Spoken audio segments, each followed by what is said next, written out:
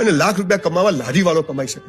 હું હમણાં નવાઈ લાગશે, મારી મેરેજ એનિવર્સરી મારી વાઈફ અમે બે સવારે ફરવા નીકળ્યા તો એક લારી મેં જોઈ. તો મેં ચાલ લારી પર ખમણ ખાઈ. વહેલા હજી તો 7 સવા 7 થયા હતા.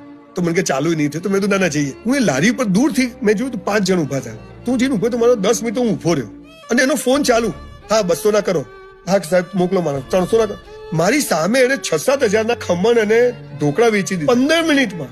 મેં કીધું આનો વકરો 2 લાખનો હશે. અને પછી હું ઉભો રહ્યો, તેની પાછળ 10 થાળ પડેલા અને 15 થાળમાં પેલી આ પતેવડી પડેલી, બધું જુદું જુદું ફરસાણ પડેલું. મેં કીધું કેટલા ધંધો કર્યો? કે સાહેબ લાખનો થઈ જાય. દિવસનું ₹1 લાખ વકરો, ચણાનો લોટ વેચવાનો. આપણે કે જે યુવાનો કે જે ધંધો નથી, સાલા પ્લગમાં આંગળી ઘાલ તો પૂરું થઈ જાય. જેને કરવું છે એના માટે તો ઘણું કામ છે ભાઈ. પણ તારે તો શેઠ બનવું હોય તો પછી દોસ્ત બાપ બનતા પહેલા બેટા બનવું પડે, શેઠ બનતા પહેલા નોકર બનવું પડે. એટલે કામ કરવું પડે.